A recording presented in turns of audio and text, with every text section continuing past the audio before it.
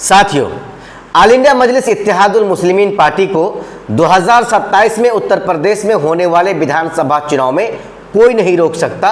ये इस बात की दलील है, गवाही है। हम आपको वीडियो के आगे बताएंगे कि आखिर ओवैसी की पार्टी को उत्तर प्रदेश में इस बार क्यों नहीं कोई रोक सकता। इसके बारे में पूरी जानकारी हम आपको इस वीडियो में देंगे। उससे पहले हम आपसे एक छोटा सा रिक्वेस्ट करना चाहेंगे कि अगर आपने अभी भी हमारे चैनल को सब्सक्राइब नहीं किया है तो सबसे पहले आप हमारे चैनल को सब्सक्राइब कर लें, क्योंकि दोस्तों हम AIMIM पार्टी संबंधित हर छोटी बड़ी खबरों को आप तक लाते रहे हैं और इंशाअल्लाह लाते रहेंगे। आइए अब हम आपको वीडियो के आगे बताते हैं कि ऑल इंडिया मजलिस इत्तेहादुल मुस्लिमीन पार्टी 2027 में होने वाले उत्तर प्रदेश में विधानसभा चुनाव को लेकर के काफ़ी मजबूती उन लोगों के अंदर देखी जा रही है, क्योंकि MIM पार्टी काफ़ी मजबूती के साथ वहां पर काम कर रही है, संगठन को मजबूत कर रही है और घर घर तक ओवैसी के पैगाम को पहुंचाने में एक अहम रोल निभा रही है। उत्तर प्रदेश में MIM पार्टी का चाहे वो छोटा सा कार्यकर्ता हो या बड़ा कार्यकर्ता, सब जी जान लगाकर MIM पार्टी के लिए काम कर रहे हैं और MIM पार्टी को किस प्रकार से कैसे किस हालत में 2027 में कामयाबी मिले इस फिक्र में सब लगे हुए हैं, पड़े हुए हैं। हम आपको बताएंगे उनमें से एक ऐसा नेता हाजी शौकत अली जो अपनी तरफ से 110% संगठन को मजबूत करने में लगे हुए हैं। MIM पार्टी की तरफ से मटेरा 284 विधानसभा सीट से इनको उम्मीदवार घोषित कर दिया गया है और ये साहब हर दिन अपने मटेरा विधानसभा के अलावा पूरे उत्तर प्रदेश के अलग अलग जगह में ये साहब जा रहे हैं, लोगों से मिल रहे हैं और लोगों तक ओवैसी की बातों को पहुंचा रहे हैं, ओवैसी के पैगाम को पहुंचा रहे हैं। इस वीडियो में हम आपको आज बताएंगे कि आज 2 नुक्कड़ सभा उनके द्वारा किया गया मटेरा विधानसभा के अलग अलग जगह में, जहां पर लोगों की तादाद माशाल्लाह ठीक ठाक रही। जहां भी लोग ये सुन रहे हैं कि शौकत अली आ रहे हैं या ओवैसी का कोई नेता आ रहा है, चाहे वो छोटा नेता हो या बड़ा नेता, उसकी बातों को सुनने के लिए वहां पर भीड़ लग जाती है। एक दूसरे तक जो है इस आवाज़ को पहुंचाते हैं कि भाई साहब आज MIM पार्टी का फलां नेता हमारे गांव में आ रहा है, उनकी बातों को सुनना है, वो हमें बोलना क्या चाह रहा है, उनकी तमाम तर बातों को हमें सुनना है। और यही वजह है कि हाजी शौकत अली जहां जहां प्रोग्राम कर रहे हैं वहां आप देखेंगे कि अच्छा खासा लोगों की वहां पर भीड़ आपको देखने को मिल सकती है और आप देख भी रहे हैं। ये साथियों, ये जो MIM पार्टी की तरफ से ये काम किया जा रहा है, ये अखिलेश यादव की नींद उड़ाने वाला काम है। अखिलेश यादव की नींद तो 2027 में उड़ेगी ही, लेकिन उससे पहले ही जिस तरह से संगठन का काम किया जा रहा है, संगठन को पूरे उत्तर प्रदेश में मजबूत किया जा रहा है, ये आने वाला समय में अखिलेश यादव के लिए खतरा की घंटी है। वो इसलिए मैं आपको बता रहा हूं कि MIM पार्टी जितना ज्यादा सीटों पर चुनाव लड़ेगी, MIM पार्टी का पकड़ जितना ज्यादा उत्तर प्रदेश में होगा, उतना ज्यादा नुकसान अखिलेश यादव को देखता मिलेगा। ये सीधी सी बात है, ये हम और आप सब जानते हैं। चूंकि आप जानते हैं अखिलेश यादव को यादव समाज के लोग तो वोट करते ही हैं, करेंगे ही, लेकिन अखिलेश यादव समाज के अलावा मुसलमान समाज को वो अपनी ताकत समझता है। मुसलमान वोटर्स पर वो अपना हक जताता है।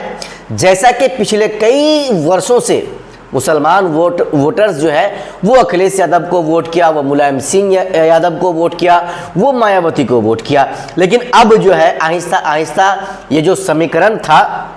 वो अब बदल रहा है। चूंकि लोग MIM पार्टी की ओर आ रहे हैं और MIM पार्टी को एक विकल्प के तौर पर उत्तर प्रदेश में देख रहे हैं। जी,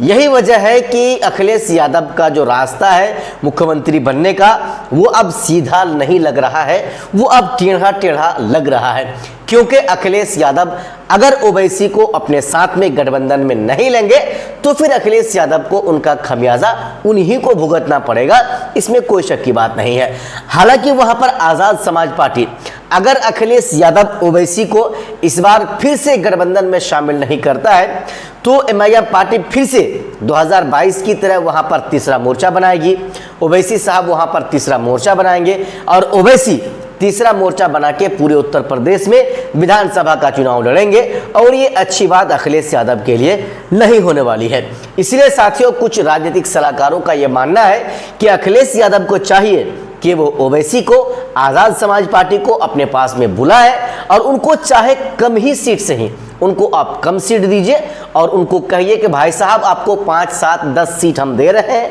इन तमाम सीटों पर अपना आप उम्मीदवार उतारिए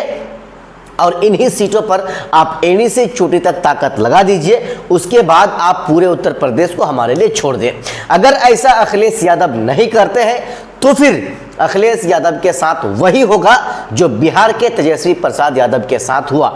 तेजस्वी प्रसाद यादव को बारहा कहा गया था, एमआईएम पार्टी की तरफ से बार बार इस बात का जो है दावा किया जा रहा था या इस मैसेज को राजद के ऑफिस तक पहुंचाया जा रहा था कि भाई साहब आप हमें इस बार गठबंधन में शामिल कर लें, अगर आप हमें जो है गठबंधन में शामिल नहीं करेंगे तो आपको खमियाजा भुगतना पड़ेगा। और यहां तक के एमआईएम पार्टी वालों ने यह शर्त रख दिया कि आप हमें महज 6 ही सीट पूरे बिहार में दे दीजिए,